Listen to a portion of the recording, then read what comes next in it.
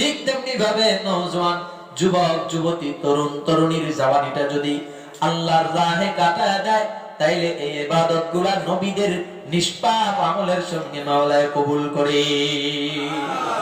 Corona আসার পরে রব্বে কাবা যে নমুনা দেখা দিয়েছেন, এই নমুনা দেখার পরে এখনো যদি না বুঝো ওলামায়ে কেরাম আপদ, আর কবে বুঝবি রে কপাল পোড়ার দল। রব্বে কাবা বলেন, ইয়াউমা ইয়াফিরুল মারউ মিন আখি ওয়া উম্মিহি ওয়া আবি ওয়া সাহিবাতিহি ওয়া বানি লিকুল্লি ইমরিইম মিনহুম ইয়াউমা ইযিন শাআনুহু ইউগনি। আমার মাওলা কিয়ামতের ময়দানের বয়ান করতেছেন। কিয়ামতের ময়দানে বন্ধু বন্ধুর পরিচয় আসবে না, ভাই ভাইয়ের পরিচয় আসবে না, সন্তান মায়ের পরিচয় আসবে না, সন্তান মা বাবা সন্তানের পরিচয় আসবে না, ভাই বেরাদার ভাই বোনের সম্পর্ক নাই, বন্ধু বান্ধব তো বহুদূর, নেতা নেত্রী আরো বহুদূর। এটা কিয়ামতের ময়দানের ঘোষণা।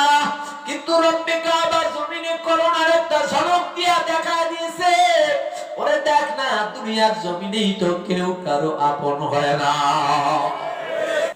আসসালামু আলাইকুম ওয়া রাহমাতুল্লাহি ওয়া বারাকাতুহু।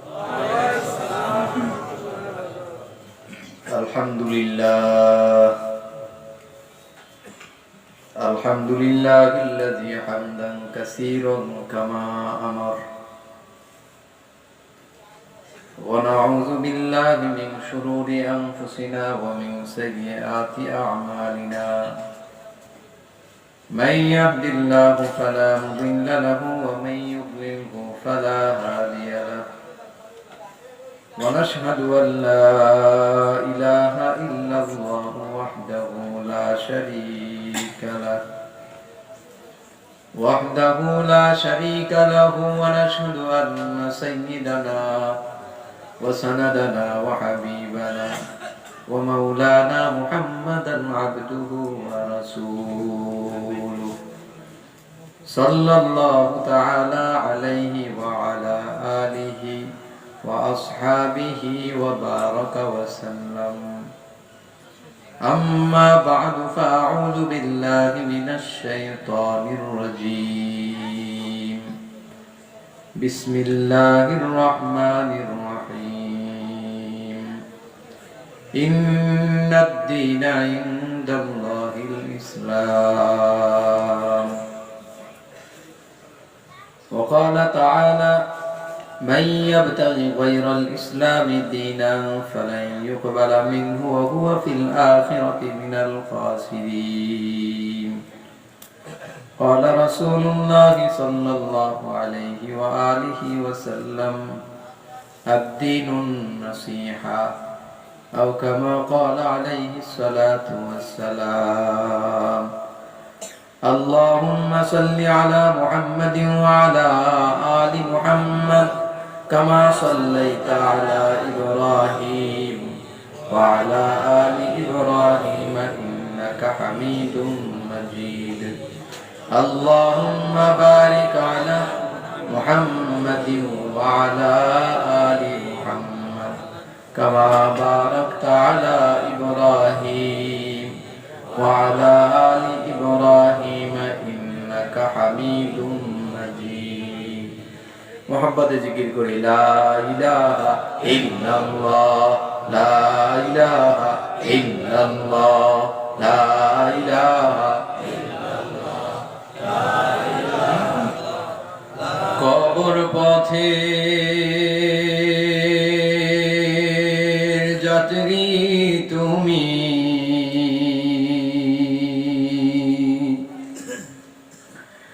কয়দিন থাকবা দুনিয়া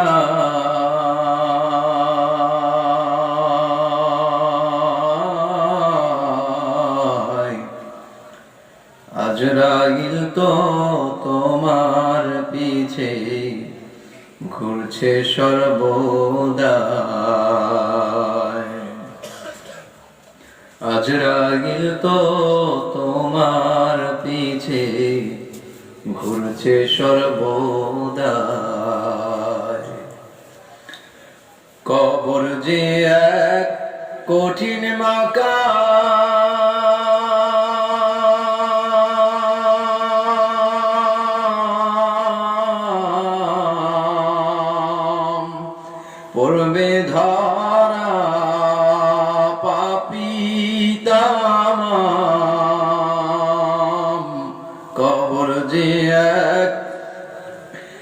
কঠিন মাকা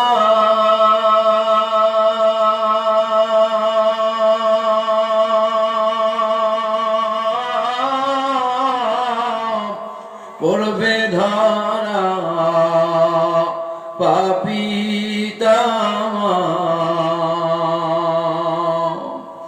ছল চাতুরি করার মতো ছল চাতুরি করার মতো জায়গা সে তো নয়।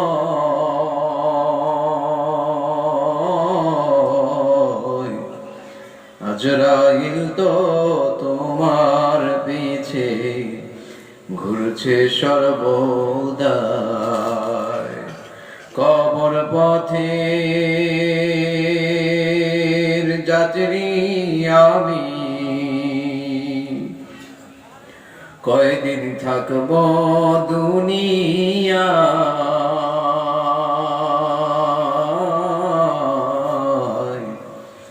আজরাইল তো আমার পিছে ঘুরছে সর্বদা।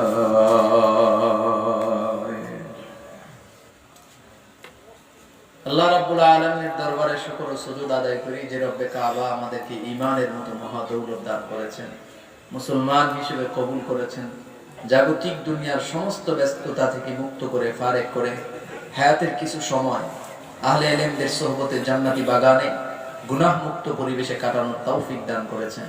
পাশাপাশি করোনার দীর্ঘ কঠিন প্রকোপ চলাকালেও যে রব্বে কাবা আমাকে আপনাকে সিহাত ও আফিয়াতের জিন্দেগি দান করেছেন, সে মহান রব্বুল আলামিন শাহী দরবারে হৃদয়ের সবটুকু আবেগ, ভালোবাসা, শ্রদ্ধা ঢেলে দিয়ে সকলের সমস্যরে দিল থেকে জবান খুলে শুকরগুজার করি আলহামদুলিল্লাহ। মুহতারাম নাজরিন, খুব সংক্ষেপ কথা, কালামে হাকিমের যে আয়াত তেলাওয়াত করেছি, এখানে আল্লাহ রাব্বুল আলামিন আমার আপনার একটা শান্তি, মুক্তি এর কাঙ্ক্ষিত একটা ঠিকানা, রাস্তা বাতায়াছেন। আল্লাহ বলেন ইন্নাদ দীনা ইনদাল্লাহিল ইসলাম। সুবহানাল্লাহ। আমার আপনার জন্য আল্লাহর মনোনীত পছন্দনীয় আদর্শিক প্ল্যাটফর্মের নাম সবাই বলেন ইসলাম। এটার নাম, এটা কি? আদর্শ। এটা কি? আমার আপনার জন্য আদর্শিক প্ল্যাটফর্ম, আল্লাহ কর্তৃক মনোনীত আদর্শিক প্ল্যাটফর্মের নাম ইসলাম। শুধুমাত্র ধর্ম না, ইসলাম একটা আদর্শ, চিরন্তন সত্য আদর্শ, যেটার উপরে আর কোনো আদর্শ নাই। আল্লাহ প্রদত্ত মনোনীত ধর্ম কিছু আল্লাহ বানাইছেন, আর কিছু ধর্ম মানুষে বানাইছে। জোরে আওয়াজ করে বলবেন, মানুষের বানানো ধর্ম কোনো ধর্ম হতে পারে না, কিন্তু আল্লাহ প্রদত্ত মনোনীত ধর্মটাই। তো আল্লাহ কিছু কিছু ধর্ম বানাইছেন, ওগুলো এখন আর নাই, মেয়াদ শেষ। প্রশ্ন হলো, আল্লাহ যদি ধর্ম বানায় তাহলে মেয়াদ শেষ হয় কেমনে আবার? আর যদি মেয়াদ শেষ হয়েই যায় তাহলে আবার ওইটা আল্লাহর ধর্ম হয় কেমনে? কি প্রশ্ন জাগে না? জবাব হইল, যে কোনো প্রোডাক্টের গায়ের মধ্যে লেখা থাকে প্যাকিং এর তারিখ থেকে 24 মাস পর্যন্ত ব্যবহার উপযোগী। 24 মাস পরে ব্যবহার বহাল না বাতিল? কেউ যদি প্রশ্ন করেন, যদি বাতিলই হইব তাহলে বানাইলো কেন? আর যদি বানাইলোই তাহলে বাতিল হইব কেন? প্রশ্নটা বুদ্ধিমানের পরিচয় না বোকামির পরিচয়? বোকামির পরিচয়। কারণ যিনি বানাইছেন তিনি লিখাই দিছেন যে আমি বানাইছি, আমি একটা মেয়াদ দিয়ে দিছি, মেডিসিন দিছি ভিতরে, এই মেডিসিনের মেয়াদ হলো 24 মাস পর্যন্ত। 24 মাস পরে এই মেডিসিনের মেয়াদ বাতিল হয়ে যাবে, তখন আর এটা খাইলে ভালো হবে না, বরং অসুস্থ হওয়ার সমূহ সম্ভাবনা আছে। ঠিক আল্লাহ রাব্বুল আলামিন ঈসাই ধর্ম বানাইছেন, ইহুদি ধর্ম বানাইছেন। হযরতে মূসা আলাইহিস সালাতু ওয়াস সালামের উপর অর্পিত ধর্মের নাম ইহুদি ধর্ম। মুসা আলাইহিস সালাতু ওয়াস সালামের উপর শরীয়ত দিয়ে আল্লাহ লেখা দিয়েছেন গায়ের মধ্যে, পরবর্তী নবী নতুন শরীয়ত আনা পর্যন্ত এই ধর্মের মেয়াদ, মানে প্যাকিং এর তারিখ থেকে 24 মাস পর্যন্ত। কথা বুঝেন? তো পরবর্তী নবী নতুন শরীয়ত নিয়ে আসছে, তো পূর্বের নবীর শরীয়ত বাতিল হয়ে গেছে, অর্থাৎ ইয়াহুদি ধর্ম বাতিল। এখনকার সারা পৃথিবীতে যারা ইয়াহুদি বলে নিজেদেরকে তাওরাতের অনুসারী বলে দাবি করে, সব মিথ্যা, ধোঁকাবাজি, ভাওতাবাজি। কারণ এটা আল্লাহ প্রদত্ত ধর্ম ছিল, কিন্তু যেহেতু পরবর্তী নবী নতুন শরীয়ত নিয়ে আসছেন, এজন্য পূর্বের ধর্মের কোনো ভ্যালু নাই। ঈসাই ধর্ম, হযরত ঈসা আলাইহিস সালাতু ওয়াস সালামের উপর আল্লাহ যে শরীয়ত অর্পণ করেছেন, মেয়াদ পরবর্তী নবী বা রাসূল শরীয়ত আনন পর্যন্ত। তো পরবর্তী নবী বা রাসূল শরীয়ত এনেছেন কি আনেন নাই? আমার আপনার নবী মুহাম্মদুর রাসূলুল্লাহ সাল্লাল্লাহু আলাইহি ওয়া আলিহি ওয়াসাল্লাম। অতএব ঈসাই ধর্ম বহাল না বাতিল? বাতিল। আমার আপনার নবীর উপরে অর্পিত শরীয়তের মেয়াদ পরবর্তী নবী বা রাসূল পর্যন্ত। আমার আপনার নবীর পরে নতুন কোন নবী বা রাসূল আসার কোন রকম সম্ভাবনা আছে নাকি? তাহলে আমার আপনার নবীর উপর অর্পিত যে শরীয়ত তথা আদর্শিক প্ল্যাটফর্ম, এটার মেয়াদ হলো কিয়ামত পর্যন্ত। এবার আসেন বৌদ্ধ ধর্ম, ওইটাও নাকি একটা ধর্ম মানুষে বানাইছে। বেড়া জঙ্গলবাসী হয়ে গেছে, দীর্ঘদিন জঙ্গল থেকে বাইরে হয়ে ঘোষণা দিল জীব হত্যা মহাপাপ। বাহ, ধর্মের মূল নীতি। সময়ের পরিবর্তনে, কালের পরিক্রমায় এই বৌদ্ধের গোষ্ঠী যে পরিমাণ জীব হত্যা করেছে, মানুষ হত্যা করেছে, খুন করেছে, একবিংশ শতাব্দীর ইতিহাসে এত পরিমাণ মানুষ অন্য কেউ হত্যা করে নাই। কথা বলেন না কেন? যারা বলল জীব হত্যা মহাপাপ তাদের ধর্মের মূল নীতি, তাহলে তাদের ধর্মের দাবিতে তারা সত্যবাদী না মিথ্যাবাদী? মানুষ এর বানানো আবার ধর্ম হয় কিভাবে? মানুষের বানানো নীতি আবার আদর্শ হয় কিভাবে? মানুষের বানানো নীতি আদর্শ হইতে পারে না। মানুষের বানানো কারিকুলাম কোন একটা জাতি, কোন গোষ্ঠী, কোন মানুষ চলার জন্য যথেষ্ট নয়। এ কারণেই তো সমাজতন্ত্রবাদ, দ্বিত্ববাদ, তৃত্ববাদ, জাতীয়তাবাদ, যা কিছু দেখেন আজকে যুগ যুগ ধরে চলতেছে, কিন্তু পৃথিবীবাসীর কোন কল্যাণ, উন্নতি। শুধু আমাদের দেশেই ধরেন, স্বাধীনতার 50 বছর, স্বাধীনতার আগেও যে ভুখা নাঙ্গা গরিব দুঃখী নিরীহ মানুষ দুমুঠো খাবারের জন্য লড়াই করেছে, স্বাধীনতার 50 বছর পরে এখনো শ্রমিকরা মালিকের বিরুদ্ধে কয়, মালিক শ্রমিকের বিরুদ্ধে তালা লাগায়, হাসপাতালে বিভিন্ন কর্মক্ষেত্রে যাও, বেতন বোনাস নাই। আছে না নাই? স্বাধীনতার আগেও এই সংগ্রাম ছিল, 50 বছর পর এখনো চলতেছে। কারণ কি? বলে মানুষের বানানো নীতির আদর্শ বানায় হয়েছে, মানুষের বানানো কারিকুলামকে আদর্শ বানানো হয়েছে। আমরা একটা প্রবাদ আছে, কথাটা কোরআন কিতাবের কথা না, কিন্তু একটা প্রবাদ হইল, কথাটা একদম ফালায়া দেওয়ার মতো না, যে মানুষ বলতেই ভুল। একটা কথা আছে না, যে বলতেই ভুল তার আবার আদর্শ, তার আবার নীতি হয় কেমনে? ঠিক, যে নিজেই ভুল সে একটা নীতি বানাইছে, আর এই নীতির উপরে সারা পৃথিবীর মানুষকে এক হইতে বলতেছে, আর সারা পৃথিবীর মানুষ দৌড়াইতেছে ওদিকে। সমাজতন্ত্রবাদ, জাতীয়তাবাদ, লেনিন কার্ল মার্কসের নীতি আদর্শ, ওরা নিজেরা নীতি বানাইছে, বানায় এখন সারা পৃথিবীর মানুষকে এদিকে ধাবিত করছে। আজকে সারা পৃথিবীর মানুষ অশান্তির আগুনে দাউ দাউ করে চলতেছে, কিন্তু এরপরও মানুষ ওদিকেই দৌড়াইতেছে। যাই হোক, কথা প্রসঙ্গে আসলে ভিতরে বলা যাবে ইনশাআল্লাহ। মুহতারাম হাজিরিন, আমাদের ডানে বামে, আমাদের হাতের কাছাকাছি একটা ধর্মের মানুষ আছে, নাম বলবো। এই ধর্মটাও মানুষের বানানো। এই ধর্মের অনেক অনুসারীরা আমাদের বন্ধু বান্ধবদের মধ্যেও আছে, পাড়া প্রতিবেশী, আত্মীয় স্বজন। আমাদের দরকারে তারা আগায় আসে, তাদের দরকারে আমরা আগায় আসি। এটাও তাদের বানানো, এটাও আল্লাহ প্রদত্ত ধর্ম নয়। তাইলে চলমান সময়ে পৃথিবীতে একমাত্র, শুধুমাত্র, কেবলমাত্র আল্লাহ প্রদত্ত, মনোনীত, আমাদের জন্য আল্লাহর পক্ষ থেকে চয়েসকৃত একমাত্র একমাত্র আদর্শিক প্ল্যাটফর্মের নাম হলো ইসলাম।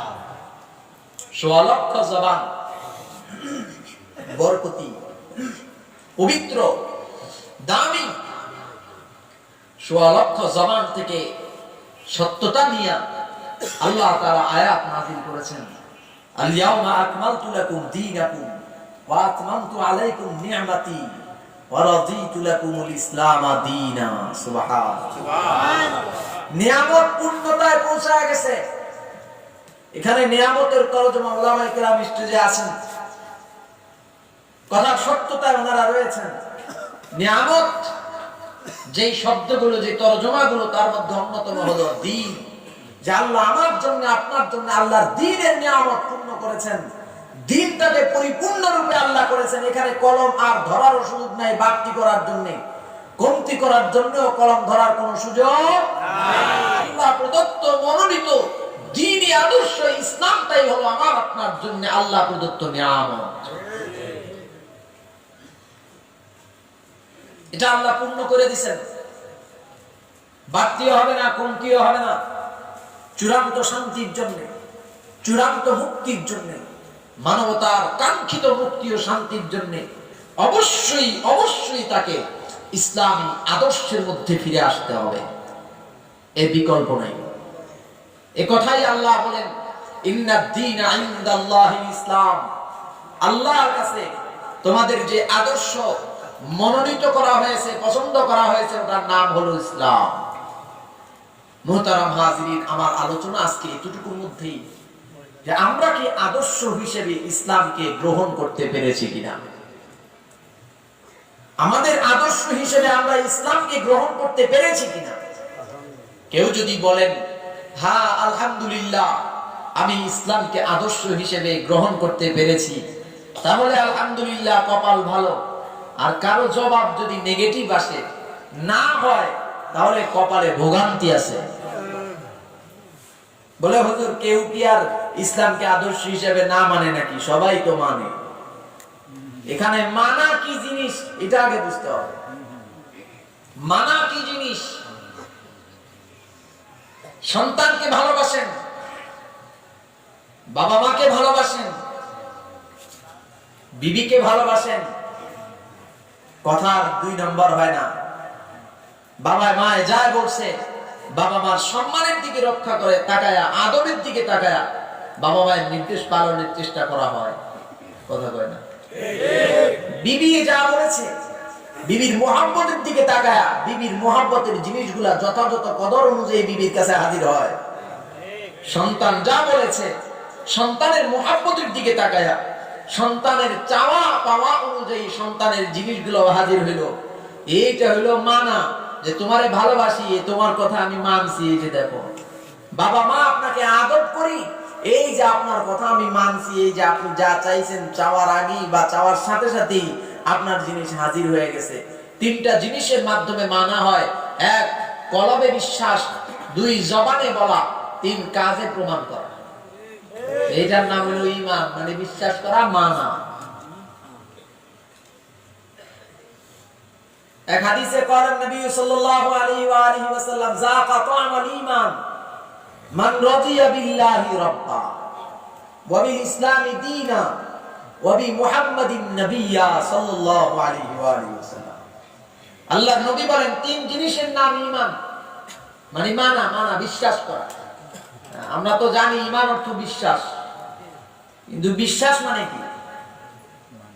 ঈমান অর্থ বিশ্বাস, বিশ্বাস মানে কি বলবো না, অনেক সময় হয়ে যায়, তারপরও না বলেই পারতেছি না।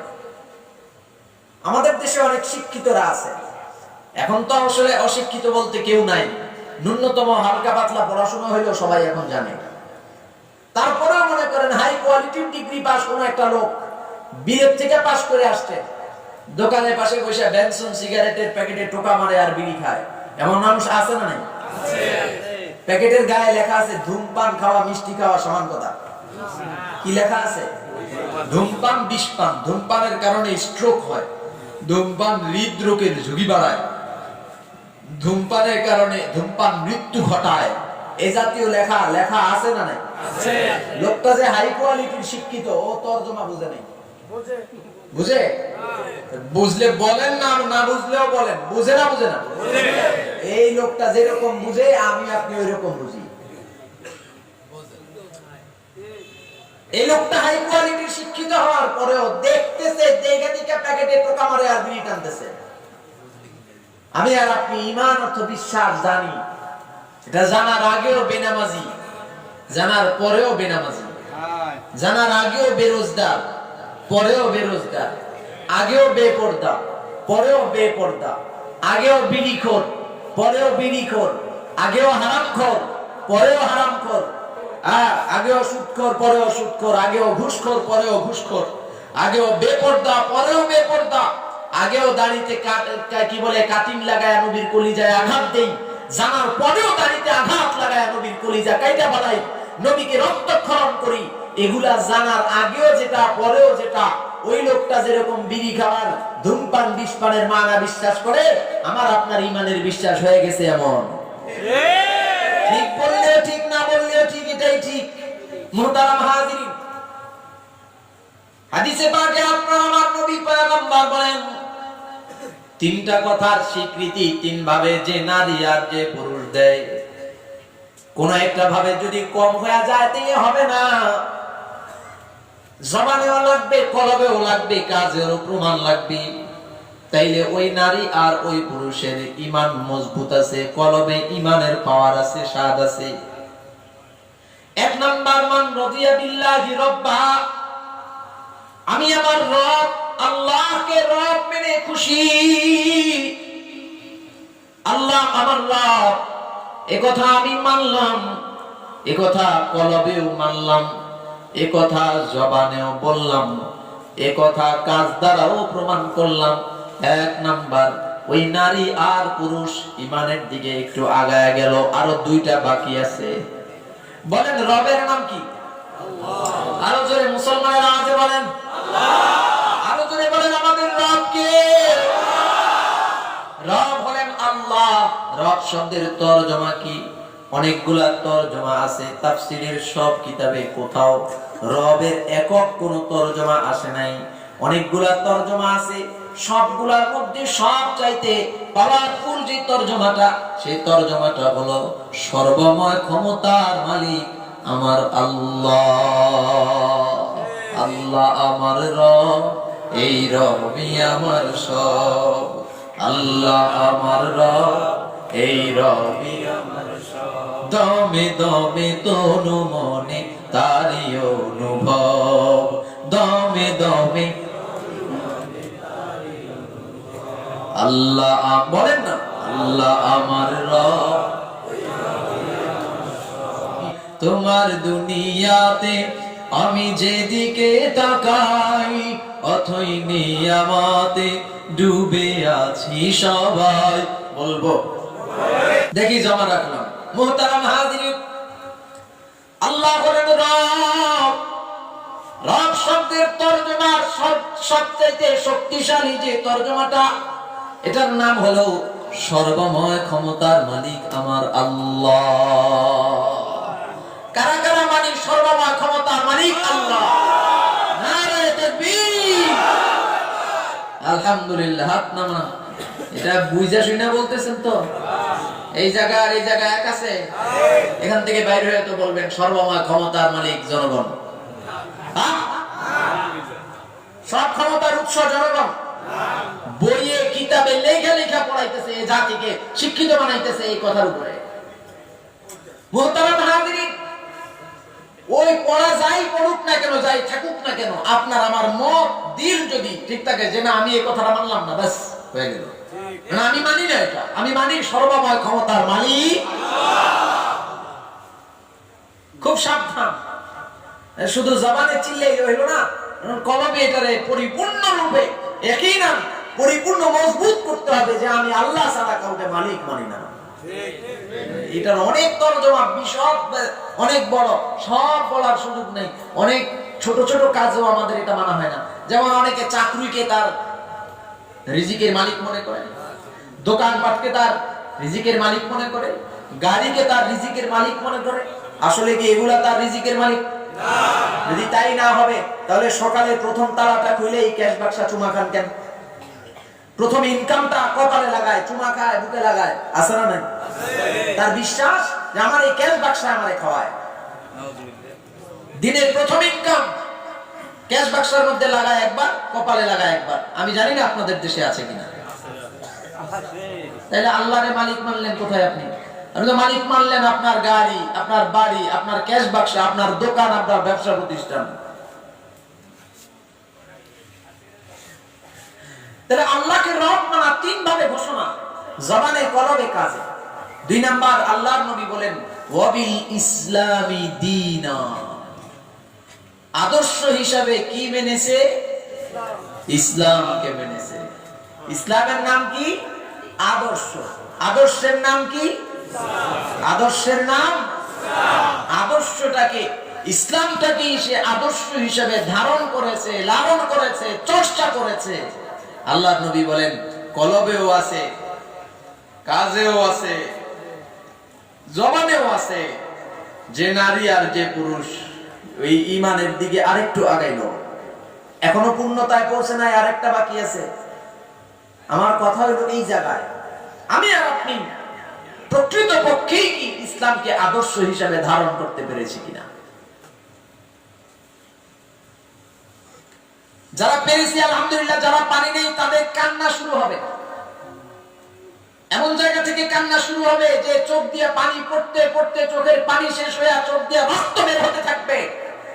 রক্ত বের হতে হতে চোখের রক্ত শেষ হয়ে পুষ বের হতে থাকবে। পুষ বের হতে হতে হতে হতে একটা পর্যায়ে পুরো শরীর গলে পচে পড়ে যাবে। আল্লাহ আবার বানাবেন, আবার প্রথম থেকে শুরু হবে। আবার গলে পড়ে যাবে, আবার বানাবেন, আবার প্রথম থেকে শুরু হবে। কবরের ময়দান থেকে শুরু হবে, শেষ পর্যন্ত যার কোনো শেষ নাই। কারণ আদর্শ হিসেবে যারা ইসলামকে ধারণ করতে পারে নাই তাদেরকে এক কথায় মুশরিক বলা হয়, অন্য কথায় মুনাফিক বলা হয়। জবানে জবানে চিল্লাইছি যে আমার আদর্শ ইসলাম, কিন্তু আমার রাজনীতি, আমার ব্যবসা, আমার দোকান, আমার চাকুরি সব কিছু চলেছে মানুষের বানানো আদর্শের উপরে। মুখে যত সহজ বলতেছি, কাজটা তত সহজ নয়।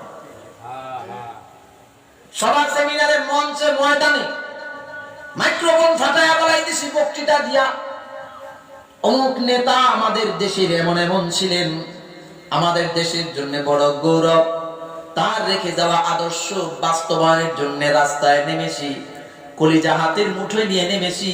তার আদর্শ বাস্তবায়নের আগ পর্যন্ত ঘরে ফিরে যাব না। জীবনের শেষ বিন্দু রক্ত ফোঁটা দিয়া হলেও তার আদর্শ বাস্তবায়ন করব, এমন আদর্শের ফেরিওয়ালা যুব সমাজ আছে না? না। তাই তোমার আদর্শের নাম ইসলাম হলো কিভাবে? তুমি কি জানো কবরের ময়দানে 2 নাম্বার প্রশ্নের সম্মুখীন তোমার হওয়া লাগবে? হাবিবি কিবরিয়া নবী বলেন কবরের ময়দানে যখন প্রশ্ন করা হবে রবকে, এই দুনিয়ার মানুষ, নারী আর পুরুষ যে হও না কেন, যদি রব মাইনা আল্লাহ তাআলাকে রব মেনে প্রকৃত পক্ষে দুনিয়ার জিন্দেগি যাপন করতে পারি, কবরের ময়দানে সুয়ালের জবাব সুন্দর বের হয়ে যাবে। আল্লাহুম্মা আমিন। 2 নাম্বার আল্লাহর নবী বলেন কবরের ময়দানে ফেরেশতা আসবে, প্রশ্ন করবে তোমার আদর্শের নাম কি ছিল? কবরের ময়দানে প্রশ্নের জবাব কেমনে বের হবে? ইমাম গাজ্জালী রাহমাতুল্লাহি আলাইহি বলেন গ্লাসের মধ্যে যদি পানি থাকে, কাট করলে পানি পড়বে, সন্দেহ আছে নাকি? গ্লাসের মধ্যে দুধ থাকলে কাট করলে দুধ পড়বে, মধু রাখা হলে কাট করলে মধু পড়বে। আর যদি ছাগলের পেশাব রাখা হয়, চনা রাখা হয়, কাট করলে কিন্তু পেশাবই পড়বে। কথা কয় না? 3.5 হাত বডির এই গ্লাসটার মধ্যে যদি ইসলামটাই আদর্শ হিসাবে থাকা হয়, রাখা হয়, লালন করা হয়, ধারণ করা হয়, চর্চা করা হয়, আল্লাহর ফজলে কবরের ময়দানে জবাব সহজ বের হয়ে যাবে। আর যা কলবের মধ্যে ছিল না, জবানের মধ্যেও ছিল না, কাজেও ছিল না, অথবা কলবে নাই শুধু জবানে ছিল, কাজেও ছিল না, অথবা কাজে মানুষকে দেখানোর জন্য কিছু কিছু সময় ছিল, বাকি দুইটাই ছিল না, মোট কথা হলো কোন একটার কমতিও যদি রয় তো কবরে যাওয়ার পরে গ্লাসের মধ্যে যা ছিল কাট করলে তাই বের হবে। মুহতারাম হাজিরিন, ও আমার যুবক ভাই, আপনাদের জন্যই তো খাস বয়ান। আজকে আমরা দুনিয়ার জমিনে সামান্য স্বার্থের জন্য 500 টাকা 1000 টাকা, সামান্য একটু সুযোগ সুবিধা, সামান্য মোবাইলে ব্যালেন্স ঢুকায় দেওয়া, অথবা মোটরসাইকেলটা পুলিশে ধরে ফেলাইছে তো মোবাইল করছে, পুলিশের কানে মোবাইলটা দিয়া কয় বড় ভাইয়ের সাথে কথা বলো, পুলিশ মোবাইল কানের মধ্যে দিয়া একটু পরে ছেড়ে দিছে যাও, কারণ উপর থেকে বড় ভাই বলছে এটা আমার লোক ছাইরা দাও। এতটুকু সুযোগ সুবিধা গ্রহণ করার জন্য আজকে যুব সমাজ ইসলামকে লাথি মারে আর মানুষের বানানো আদর্শকে ধারণ করে। কথা বলেন না কেন? দুঃখে কলিজা ফেটে যায়। কি সুবিধার জন্য কি সুবিধা হারায় ফেলাইতেছি, কিসের জন্য কি হারায় ফেলাইতেছি। মুসলমানের ঘরে জন্ম হইলাম, বাবা মুসলমান, দাদা মুসলমান, নানা মুসলমান, আগের 14 পুরুষ হাতা দেখেন সব মুসলমান, অর্থাৎ জান্নাতি পরিবারে জন্মগ্রহণ করেছি। জান্নাতি পরিবারে জন্মগ্রহণ করার পরেও যদি সামান্য একটু সুযোগ সুবিধার দিকে তাকানোর কারণে, ইসলামী আদর্শকে লাথি মারার কারণে ঠিকানাটা যদি জাহান্নামে চলে যায়, এমন কপাল নিয়ে দুনিয়ায় থাকা লাভ নাই, কচু গাছের সাথে ফাঁসি দিয়া মইরা যাওয়ার দরকার। মুহতারাম হাজিরিন, সামান্য সুযোগ সুবিধার জন্য আজকে ইসলামকে বৃদ্ধাঙ্গুলি দেখাই, ইসলামী আদর্শকে বৃদ্ধাঙ্গুলি দেখাই, কুণ্ঠাবোধ করি না, অথচ একবারও চিন্তা করি না আমি যা করতেছি যদিও এটা রাজনৈতিক ফায়দার জন্য, রাজনৈতিক স্বার্থের জন্য, আমার স্বার্থের জন্য হোক, কিন্তু ইসলামের উপর যেন আঘাত না হয় এটা কিন্তু আমার দেখা লাগবে, যেহেতু আমি মুসলমান। সারা পৃথিবীর জমিনে একটা হিন্দু দেখতে চাই, আপনারা দেখাবেন? একটা হিন্দু দেখতে চাই যে তার নিজের গীতা, নিজের বাইবেল যাই বলেন এগুলার বিরোধিতা করে কোনোদিন কথাবার্তা বলেছে আছে নাকি?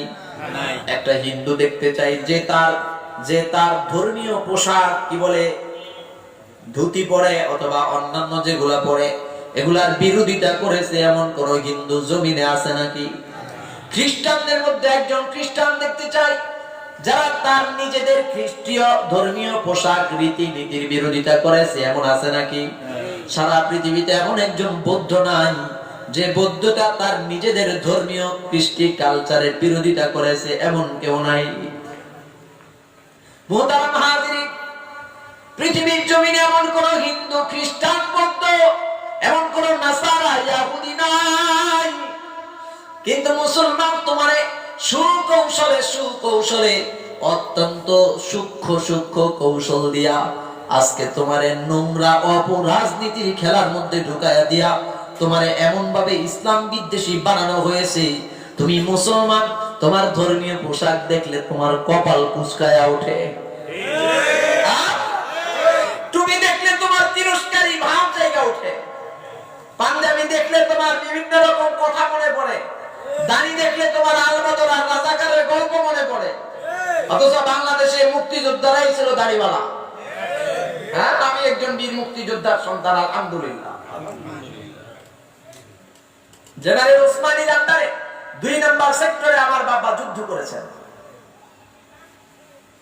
আল্লাহ আমার বাবা সহ সমস্ত মুক্তিযোদ্ধাদের নেক হায়াতে বরকত দান করেন। আমিন। মুহতারাম হাজিরিন, কয়েক বছরের মধ্যে মাননীয় প্রধানমন্ত্রী শেখ হাসিনা মুক্তিযোদ্ধাদেরকে একটা সম্মানী দিয়েছিলেন ঢাকার কোন এক মিলনায়তনে ডাইকা নিয়ে। আমরা সেখানে দেখেছি সমস্ত মুক্তিযোদ্ধারা হাতে গোনা 2-1টা কপাল পোড়া ছাড়া সবগুলার চাপ দাড়ি, সুন্দর দাড়ি, সবগুলার গায়ে পাঞ্জাবি, টুপি মাথায়। কথা বলেন মুহতারাম হাজিরিন, ইসলামকে আদর্শ হিসেবে মানতে পারো না এক হিসাব, যদি কোন রকম ভাবে তিরস্কার করছ তাইলে কপাল পড়লে কিচ্ছু থাকে না। শিখ একটা জাতি, সারা পৃথিবীতে এই শিখদের এমন একটা নিয়ম কানুন আছে, ওরা জন্মগতভাবে কোন জায়গার পশম কাটে না, কোন জায়গার পশম তারা কাটে না। এই যে একটা নোংরামি তাদের মধ্যে আছে, আজ পর্যন্ত কোন শিখ মহিলা এমন বলে নাই যে তুমি পোষা এই পশম টসম না কাটলে তোমার বিয়ে করবো না। আজ পর্যন্ত কোন শিখ মহিলারা এই কথা বলে নাই। কিন্তু মুসলমান নারীর মধ্যে এই চিন্তা কে ঢুকায়া দিল যে তুমি দাড়ি না কাটলে তোমার বিয়ে করবো না, বা দাড়িওয়ালা যুবক বিয়ে করবো না, এমন চিন্তা মুসলমান মহিলার মধ্যে কারা ঢুকায়া দিল? কোন হিন্দু, কোন খ্রিস্টান, কোন বৌদ্ধ পাওয়া যায় নাই যে তার ধর্মীয় পোশাকের বিরোধিতা করে, যে তার ধর্মীয় চুলের কাটিং এর বিরোধিতা করে, যে তার ধর্মীয় আচার অনুষ্ঠানের বিরোধিতা করে।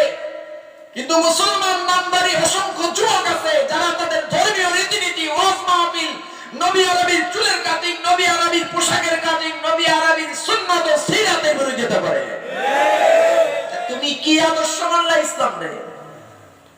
ওয়াজ মাহফিলে এসে জবান দিয়ে ফলায় ফলাইতেছো, হ্যাঁ আমার আদর্শ ইসলাম। কোথায় তোমার আদর্শ ইসলাম?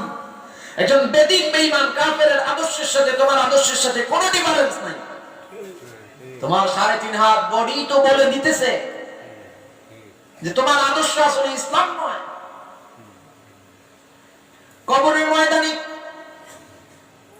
জমিনের আদর্শ আর ইসলাম ছাড়া, জমিনের ইসলাম আদর্শ ছাড়া অন্য আদর্শ যারা ধারণ করেছেন, লালন করেছেন, পালন করেছেন, চর্চা করেছেন, কবরের ময়দানে কিন্তু ওই আদর্শের নাম বের হয়ে যাবে।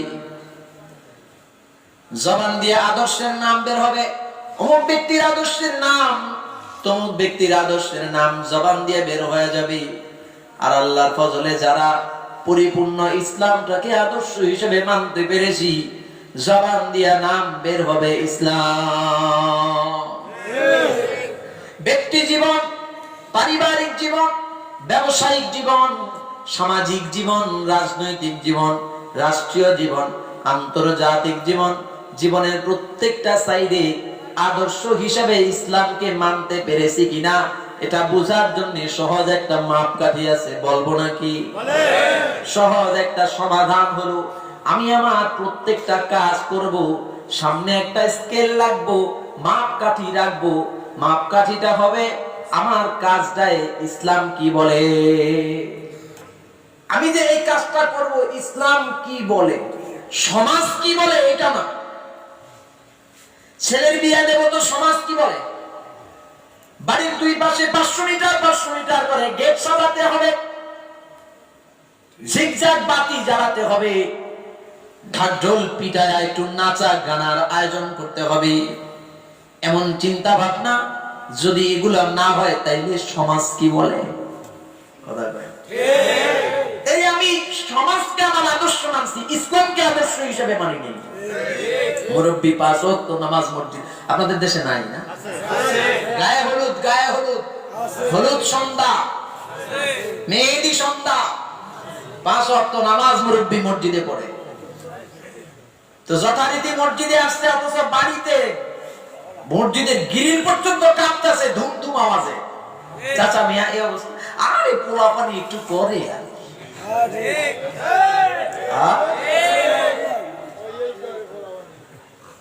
পোলাপানি একটু করে, আর উনি মসজিদে আসতে সেজদা দিতে। কি হবে নামাজ রোজা ইমানদারির বড়াই করে, যদি ওই খোদার কোরআন নর্দমাতে থাকে পড়ে। কি হবে নামাজ রোজা ইমানদারির বড়াই করে, যদি ওই খোদার কোরআন নর্দমাতে থাকে পড়ে। মসজিদের কোণে বসে জিকির যত করো কষে, মসজিদের কোণে বসে জিকির যত করো কষে, এভাবে যায় না পাওয়া আল্লাহকে। কি হবে বেঁচে থেকে অযথা বয়ান শুনে, যদি না গড়তে পারি অশ্লীলতা মুক্ত সমাজটাকে। বিয়া শাদীর মধ্যে গায়ে হলুদ না বাজাইলে মুরব্বির পোলাপানের বিয়া সহি হইতেছে না। শোনেন একটা ফতোয়া, ফতোয়া দেওয়ার রাইট আমাদের নেই। ফতোয়া লিখিত আকারে উপরস্থ কর্মকর্তাদের থেকে আনতে হয়, মানে উপরস্থ দায়িত্বশীল যারা, স্বীকৃত মুফতি যারা রাষ্ট্রীয়ভাবে। তবে আমি একটু মুজাকারা করি, যেই জিনিস হারাম জোরে বলেন, যেই জিনিস হারাম ওই জিনিস যদি আমি মানতে না পারি তাহলে এটা আমার দুর্বলতা, এটা আমার খারাপ লাগে। আমি আর বেশি বলবো না, অল্প একটু সময়। যেই জিনিস মানতে পারি না যেই জিনিস হারাম কিন্তু মানতে পারি না, এটা আমার দুর্বলতা।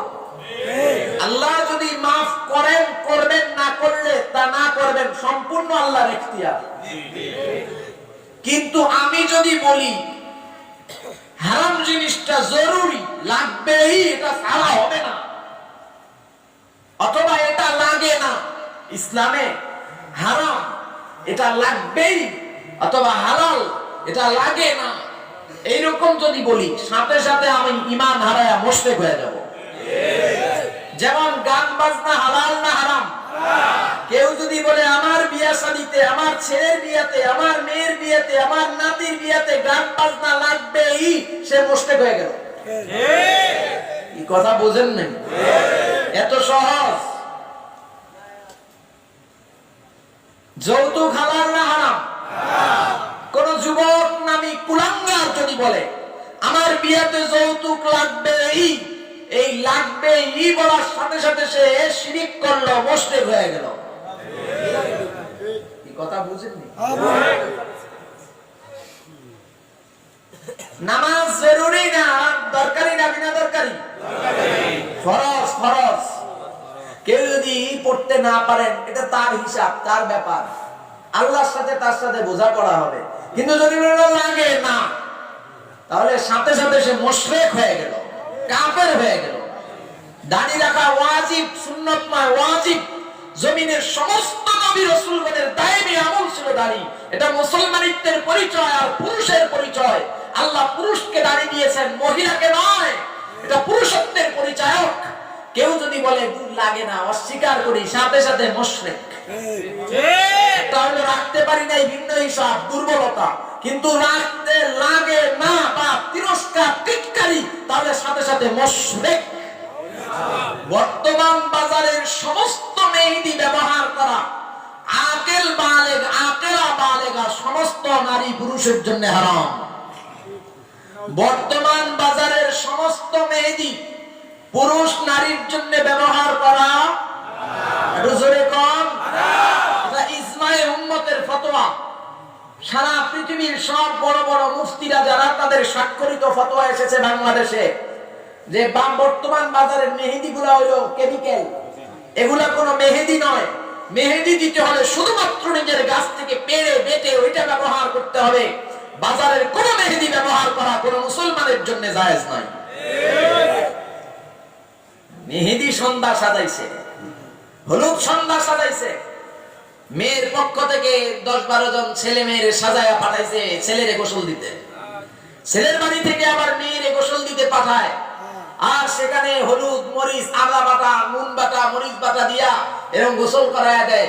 বুকে, বগলে, নাকে, মুখে মাখে ছেলে, মেয়ে, মেয়ে ছেলে। আবার কেউ কেউ এটা ভিডিও করে। বর্তমানে এই মুসলমানের বিয়ে শাদী গুলা চরম লুচ্চামিতে পরিণত হয়েছে, চরম লুচ্চামিতে। নোংরা বিয়ার অশ্লীলতার গজব মেয়ের মাথার উপর দিয়া অশান্তির একটা আগুন জ্বালায় দিয়া তারে শ্বশুর বাড়ি পাঠাইলাম। তারে শান্তিতে শ্বশুর বাড়ি পাঠাইতে পারিনি। এই যে গায়ে হলুদ দিলেন, এই ঢোল ডগর পিটাইলেন, আর অশ্লীলতার জোয়ার উন্মোচন করলেন, এগুলার একটা পাপ আছে না নাই? এটা কলিজার মধ্যে আল্লাহ জ্বালায়া দেয়। সংসারে গিয়া মাইয়া শান্তি পায় না, ছেলেও শান্তি পায় না। যে কোনো কায়দায় কোন একদিক থেকে আল্লাহ তার কলিজায় আগুন জ্বালায় রাখবেনই। এটা গুনার ফসল, গুনার ফসল। বুঝা গেল ইসলামকে আদর্শ হিসেবে মানতে পারি নাই। হাবিবি কিবরিয়া নবী একখানা হাদিস বয়ান করেছেন, কিয়ামতের পূর্বক্ষণে এমন একটা সময় আসবে যে সময় ঈমানটা হাতের তালুতে রাখা কেমন হবে জানো? হাতের তালুতে জ্বলন্ত আগুনের টুকরা রাখা যেমন কঠিন হবে, মুসলমান তার ঈমান হেফাজত, কি বলে, সুন্নতের উপর আমল করবে, তার ঈমান হেফাজত করবে, ওই রকম কঠিন হবে। সাহাবায়ে কেরাম প্রশ্ন করেন, ইয়া রাসূলুল্লাহ, তাইলে কি ওই জামানার সব উম্মত কি জাহান্নামী? আল্লাহর নবী বলেন, না না, ওই জামানায় জান্নাতি উম্মত পাওয়া যাবে। কেমনে জাননি? ওই জামানায় যদি কোনো উম্মত, কোনো নারী আর কোনো পুরুষ আমার আদনা থেকে আদনা কোন একটা সুন্নতের উপর আমল করে জিন্দা রাখি, তাইলে 100 গলা কাটা শহীদের সওয়াব তার আমলনামায় হবে। বিবেক দিলে বুদ্ধি দিলে চিনিতে তোমায়, তবে কালাম শুনতে কর্ণ দিলে যে আমায়। বিবেক দিলে বুদ্ধি দিলে চিনিতে তোমায়, তবে কালাম শুনতে কর্ণ দিলে যে আমায়। চক্ষু দিলে সব দেখিতে, চক্ষু দিলে সব দেখিতে নিয়ামত তোমার।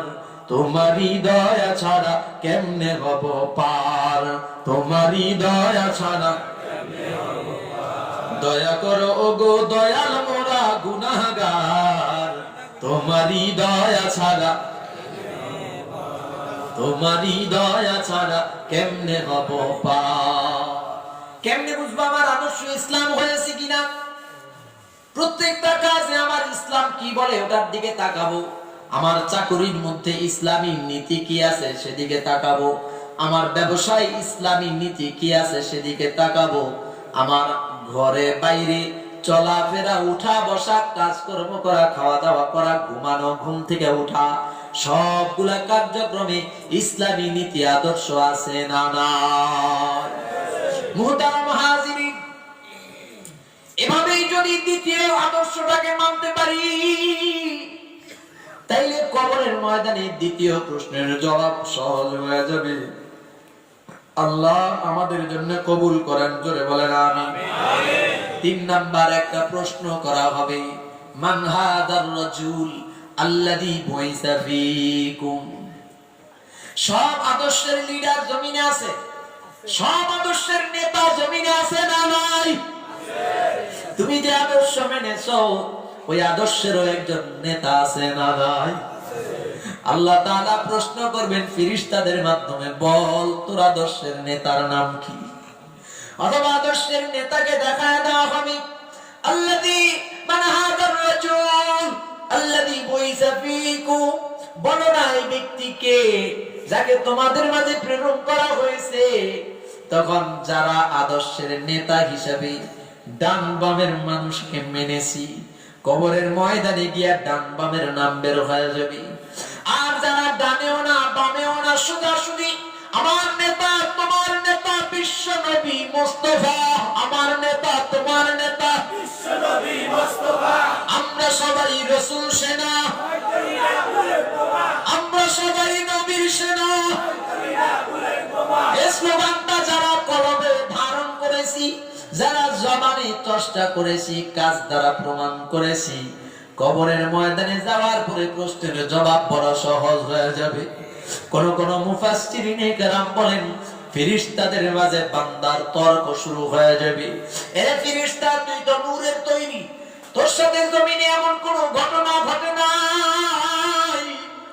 আমার সঙ্গে যে ঘটনাটা ঘটেছে, বন্ধু বান্ধবের সঙ্গে চলেছি, এই ব্যক্তির মোহাব্বতে পড়ে মাথায় টুপি পরেছি, ব্যক্তি জমিন থেকে চলে আসার 1500 বছর পরে জমিনে আমি ছিলাম, কোনদিন তাকে দেখি নাই, কিন্তু তার আদর্শের সুন্নতির টুপি আমি মাথায় পরেছি। কত গালাগালি শুনেছি, কত রাজাকার, কত আলবদর, কত আশামস, কত রকম টিটকারি, কত রকম ফকির, কত রকম 2 নম্বরী, কত রকম নিচু পর্যায়ের গালিগালাজ করেছে। দাড়ি রাখার পরে কত যুবক দাড়িদের টান দিয়েছে আর বলছে মোল্লা হলি কবে। কত তিরস্কার সহ্য করেছি, রে ফেরেশতা তুই কোনদিন তিরস্কার সহ্য করো নাই। দাড়ির কারণে, টুপির কারণে, পোশাকের কারণে কোনদিন তিরস্কার সহ্য করো নাই। এই ব্যক্তির আদর্শের উপর চলতে গিয়া কত হামলা মামলা জমিনে করা হয়েছে।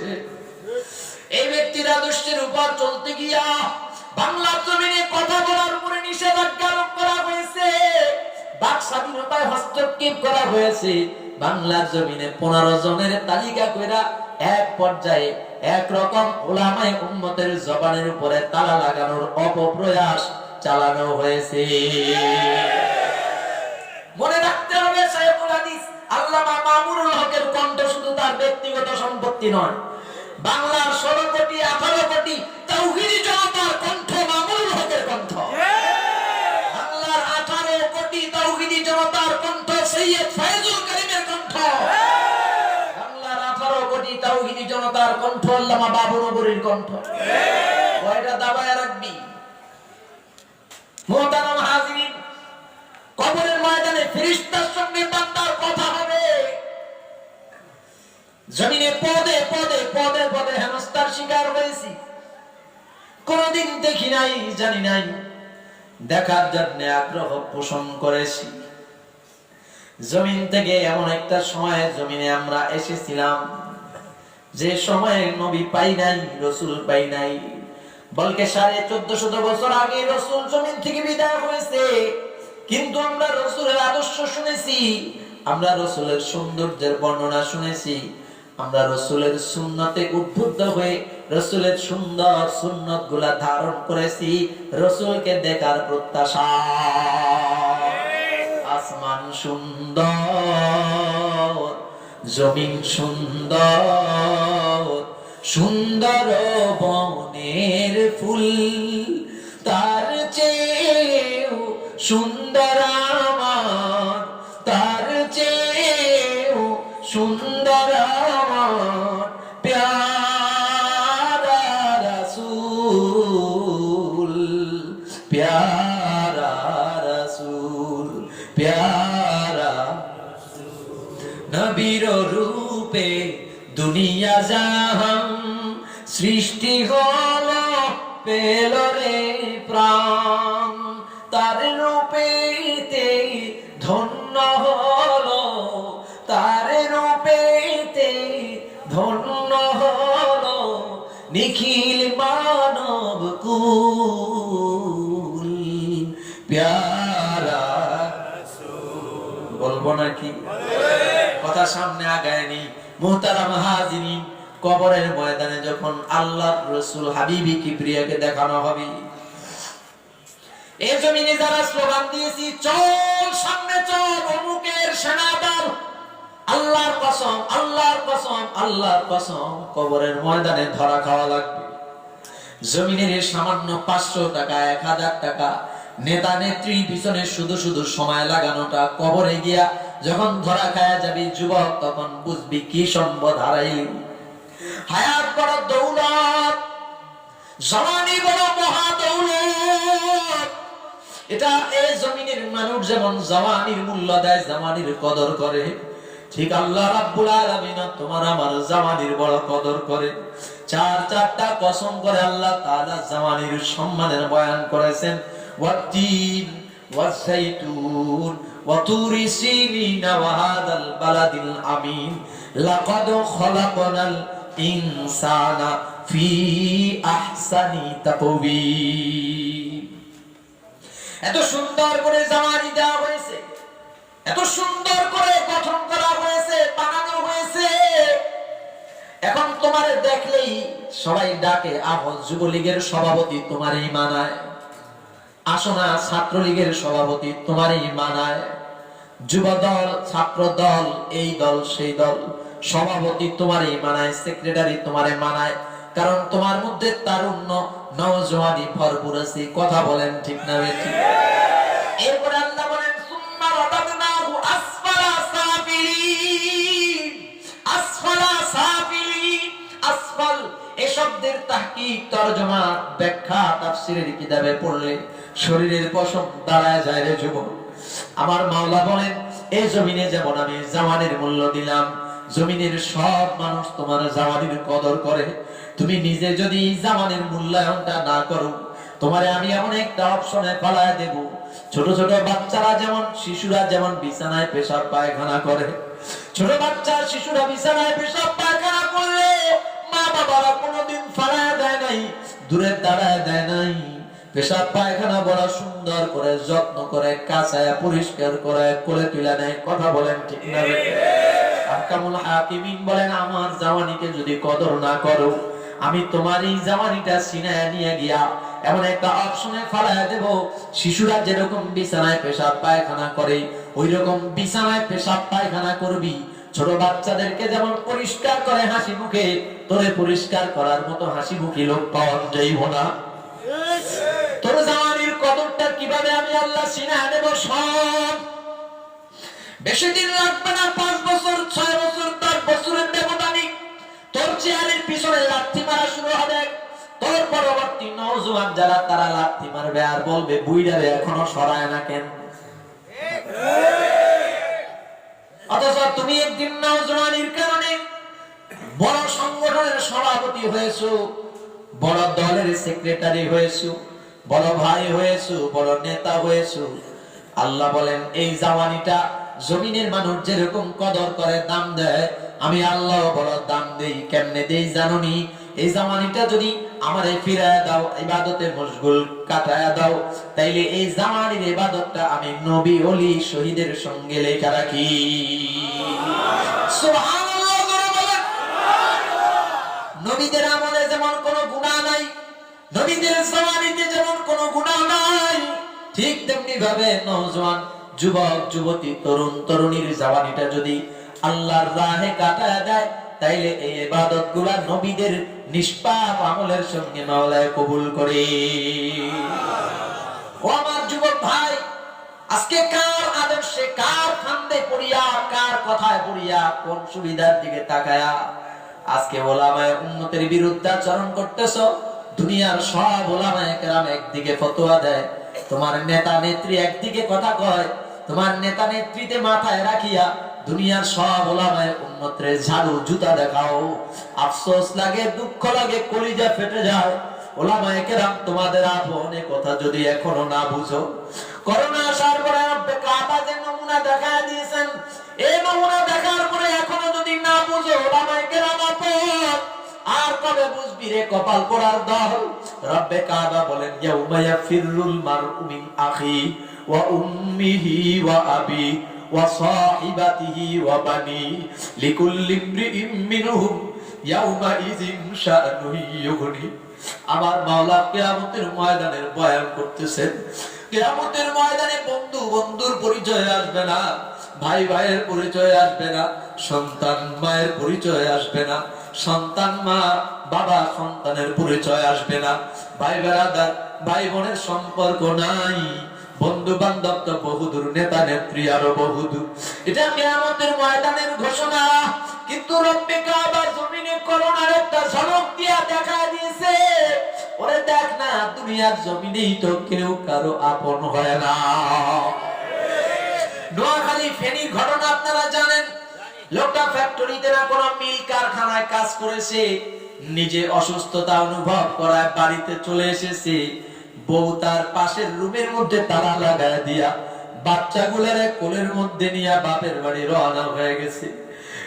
তালাবদ্ধ রুম থেকে লোকটা চিৎকার করতেছে, বিবি এক গ্লাস পানি দিয়ে, পিপাসায় গলা শুকায় গেছে, কলিজা শুকায় গেছে, জিহ্বা বের হয়ে যাইতেছে। পাষণ্ডা বিবি সন্তানগুলা নিয়ে পিছনে ফিরে তাকায় নাই, সামনে হাঁটা শুরু করেছে। পরদিন লোকেরা গিয়া ওই স্বামীর বিবস্ত্র লাশ উদ্ধার করেছে। লোকেরা বলেছে এই মানুষটা কালকে বিকাল থেকে নিয়া রাত্র গভীর পর্যন্ত এক গ্লাস পানির জন্য হাহাকার করেছে, এক গ্লাস পানির জন্য হাহাকার করেছে।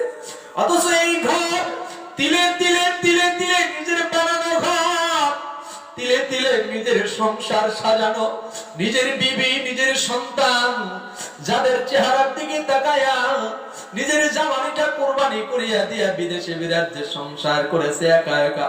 নিজের জামানি কষ্ট বোঝা কি বলে বোঝা বহন করেছে, জাওয়ানিকে কবর দিয়া দিছে, বাহিরে থাইকা থাইকা সন্তানের জন্য বিবির জন্য ইনকাম করে। আজকে সামান্য করোনার কারণে বিবি স্বামীর পরিচয় কাজে আসে নাই, সন্তান বাবার পরিচয় কাজে আসে নাই। চাঁদপুরে করোনা টিমে, দাফন টিমে কাজ করেছি। আমার মুহতারাম আমির, ইসলামী আন্দোলন বাংলাদেশের আমির পীর সাহেব চরমনায়ের নেতৃত্বে বাংলাদেশের 64 জেলায় দাফন কাজ হয়েছে। আমাদের চাঁদপুরে 159 জন লাশের দাফন হয়েছে। 159 জন লাশ যেই টিমে দাফন করেছে সেই টিমে সক্রিয়ভাবে কাজ করার চেষ্টা করেছি। এই দুই হাত দিয়া এমন লাশেরও দাফন করেছি যে লাশের সন্তান আছে কিন্তু লাশের পাশে পাই নাই, যে লাশের বাবা আছে লাশের পাশে আমরা পাই নাই, ভাই বেরাদার আছে কাউরে পাই নাই।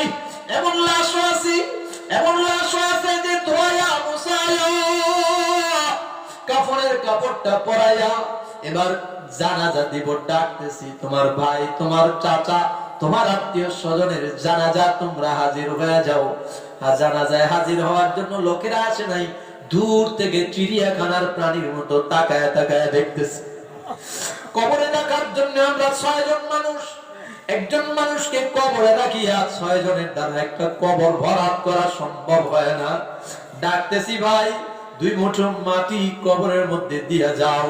কবরস্থানের বড় এরিয়ার বাইরে ওই রকম দাঁড়ায় দেখতেছে, সামনে কেউ আগায় নাই।